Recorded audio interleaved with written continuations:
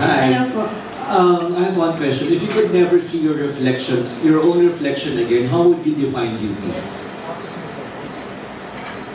This will sound cliche, but beauty is really subjective. It's really about how you carry yourself, how you present yourself with people, and how you treat people with kindness. And there is no one particular definition for beauty. It's really about how you uplift others, and that's what's important. Thank you. Hi, Win-Win. Hi, Archie. Early bird ako kanina. Oo nga, nagkaulatan tayo. So, last year nakita tayo sa isang local pageant and I asked you about if you're interested niya about returning sa pageantry. From the moment ba na you've heard about open na sa mga matters, yung Miss Universe, nagkaroon ako kaagad ng moment na ay, sasali ako. I would lie if I say no.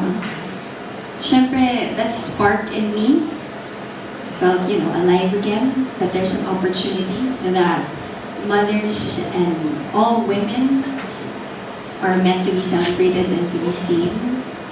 And sana pinag-pray ko, if this is meant for me, I hope there's an opportunity that will come. At dumating nga si Miss Anne. So, Question. I'm interested about this question. Who's your favorite Miss Universe Philippines or Miss Universe?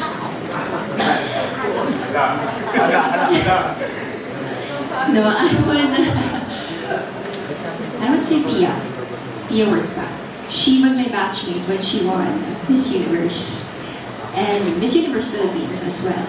I've seen her. She is very down to earth. She's very real. And she, for me, is the epitome of never give up on your dreams. And doon ako sobrang galing na galing sa kanya. But more than that, even after a decade, she is still doing what she's doing with her advocacy. She is still promoting it. She has been making a difference here.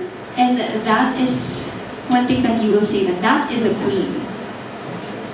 Itutuloy niya kung saan siya naniniwala at gusto niya ipaglaban. And that is a woman through.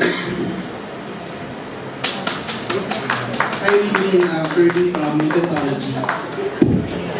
Gusto niyo bang tumayo siya? Or... Ay,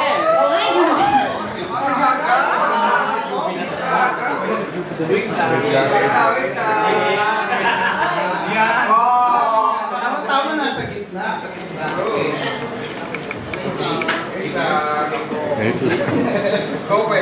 Win-Win, why should you be the next Miss Universe Philippines? I've grown into someone who now embodies strength, compassion, and competence.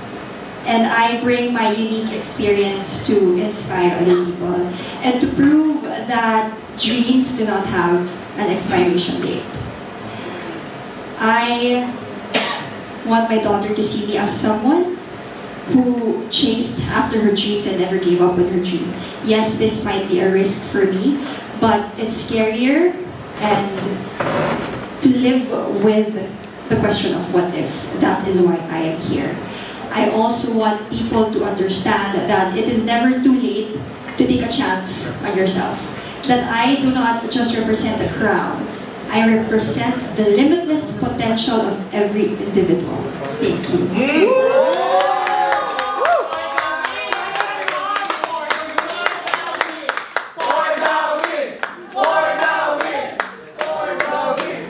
Thank you. Alright, seems everyone's excited. I think, any more questions? You may raise your hand if you still have more questions. Again, please use our official hashtag luxurious, win for the crown, and win for the crown. Other photos and videos. And also, we are live on Facebook. Siyempre, depende na yun sa fans. I feel like I leave it to them to decide what kind of, or what they want to call the walk, because Tornado Walk came from them. So I think they just have to wait and see what I'm going to do, and if I tell you, it won't be a surprise anymore. Thank you so much, dear, and congratulations in advance. Thank you. Po. And I think we have a question from this table. Hello, Winwin. Hello. Welcome back. I miss And you. congratulations. Of course. Anyway, my question is, can you tell the difference between Winwin now and Winwin before mga 10 years ago? To be honest, I am still the woman that you know who is competitive. I am still a woman who loves performing on stage. And if I tell you what's gonna be the difference, syempre the secret will be out there. But here's one thing that I want to assure you. If you thought that you have seen the best of me, you have to wait and see.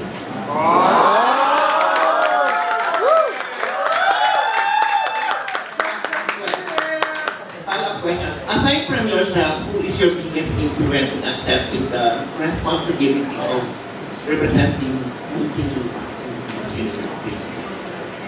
Syempre, aside from my cousin, Michelle Marquez, who is here, di ba? I think one person who really motivated me is of course my daughter. Because every time I see her, I see so much possibilities. I see so much possibility in life that everything can happen. And I want my daughter to see me as she grows up as someone who never gave up on a dream. And that's why, again, when this opportunity came, I grabbed it. And that's why I know that I'm gonna do my best every step of the way. Wow. And finally, if you could give one important message to all of your own family in Miss Universe Philippines, what it would be?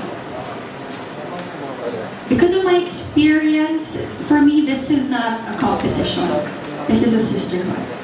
So I'm very, very excited to meet every girl who is part of Miss Universe Philippines, to actually learn from them, because it doesn't mean that I've been in the pageant industry for 10 years. It doesn't mean that I've already won an international crown, that I know everything. I'm excited to learn from them. I'm excited to hear their stories and to actually apply it to myself as well. So good luck to them, and I hope that we have a bond that will last forever as well. Ready na mag-win. Thank you. Thank you po. Hi Win, congratulations being a part ng MU Philippines Women. Yung tanong ko lang Win, did you imagine yourself na makakabalik ka pa sa pageant after nung maging mother? When I decided to become a mother po kasi, sabi ko, baka hindi na ako makasali. I've always had that thought, sali ba kaya ako ulit? Ever since 2015. Pero parang hindi siya dumarating. I wasn't 110% lagi. So hindi ko siya natutuloy. So I said, I think I'll do the ultimate dream already of mine to become a mother and have my own family. So akala ko hindi na po. But the following year, I gave birth. Miss Universe organization opened its doors to all women, to mothers like me as well. And I took it as a sign na baka, sabi ni Lord, gawin mo muna yung pinakagusto mong bagay para maging buo ka. Tapos ibibigyan kita ng door, ng opportunity para magawa mo yung talagang gusto mo pang gawin. Kaya ito po ako ngayon, isang mommy, isang nanay, na lalaban sa Miss Universe Philippines. What preparation yung ginagawa mo ngayon para win the crown as Miss Universe?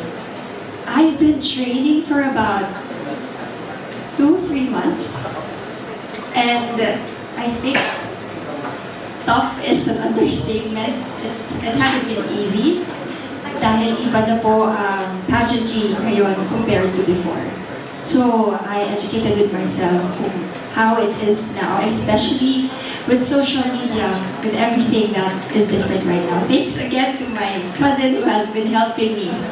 And to all the other queens who have joined Miss Universe Philippines has been helping me a lot. I've been training because I know that I want to give a performance that people will remember. And I'm ready to give that now. My last question is, speaking of your cousin, Shelby, tanong ko lang, sa dami ng advices na ibinigay niya sa'yo, ano yung tumatak at hindi mo malilimutan na pwede mong i-apply na para maging Miss Universe? Nako, siya kasi perfectionist yan eh. Siguro ang tumatak talaga sa akin is, if you really wanna join and if it's in your heart, do it. No matter the outcome is. Kasi pag nasa puso mo yung ginagawa mo, lalabas at mag-resonate sa ibang tao yun. And yun ang importante. You know, for me, it's not always about winning. It's also about trying. Because when you try, you will never have regrets in your life, and that is what's important. Thank you, Win, for the win. Thank you. Hi, Winwin. This is Tao. So nice to see you again. Hello. I'm so happy that you're finally back in the pageant industry. But Winwin, since you've joined 3 times on national stage, do you believe third time is a charm? Yes. I want to say yes because I want to have a positive mindset. Because if I don't have that kind of mindset, it will affect me. So I want to believe that third try is a charm and a win-win situation for me. I believe in you, Win. Thank you. Thank you. Win was that?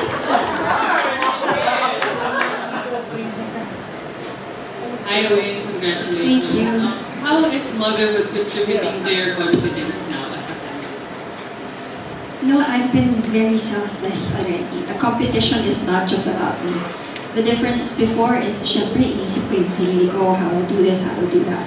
Now, it's not just about me, it's about my daughter, it's about my family. It's about the advocacy that I want people to see. And motherhood is tough, as I said. But Miss Universe Philippines, Miss Universe organization has given us a platform to share our stories, to share my experiences. Kaya yung motherhood, makikita nyo kung gaano ako katapang ngayon. Makikita nyo kung gaano ako ka-ready. Because if you are beside someone who is whole, I don't think you can actually defeat that. Anyway, I'm MJ De Leon from Blitz PH. Just one question, because in the past editions of Miss Universe Philippines, we've seen, surprising results, hindi masyadong na-meeting expectations ng fans, but of course, pleasant surprises din yung iba. So nothing ever is really guaranteed, even for frontrunners. Your thoughts? Again, it's not about winning.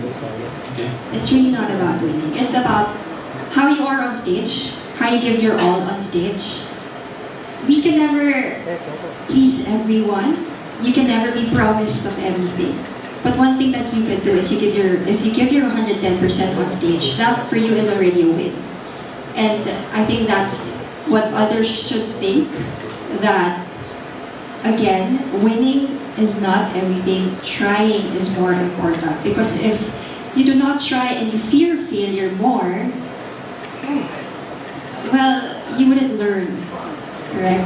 So for me, I'm just gonna give it my all on stage and show everybody that I can do it. That's the best mindset of all.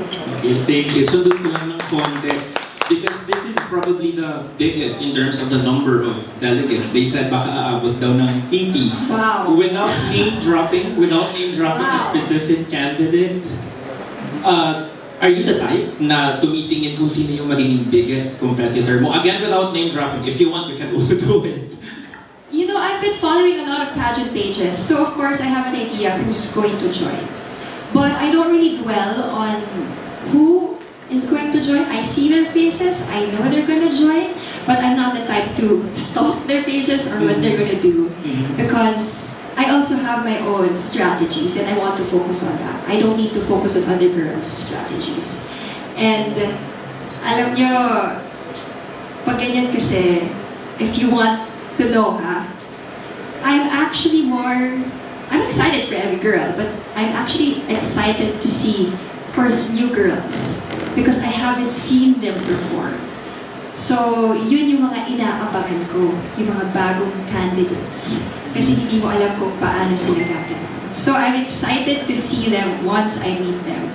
Kasi dun ko sila ma-observe. I wouldn't observe them now. I want to see them first. Ayun, we're excited. Congratulations and good luck.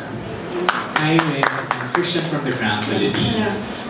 So how do you feel about the fans giving you the badge of a Latina Slayer icon?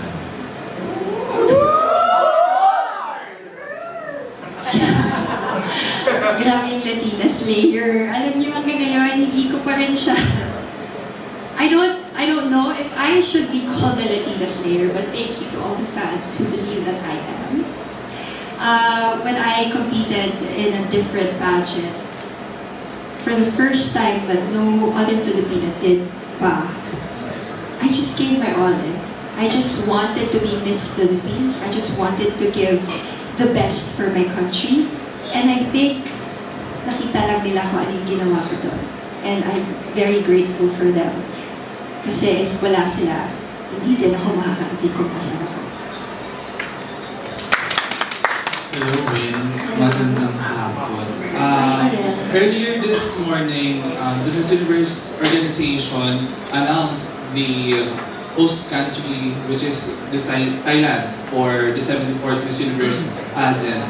Kumusta yung naramdaman mo? Nagkaroon ba ng extra spark and excitement? Siyempre, it's an Asian country. It's very near to, here in the Philippines. Buong Pilipinas ata pwedeng pumunta doon pag may ilalaban tayo, correct? Hindi magpapatalo ang mga Pinoy. Spark in a way na sana, God willing, ako ang mag-represent ng Philippines. And wait for that. I hope. We're excited for you. Thank you so much. Thank Win. you.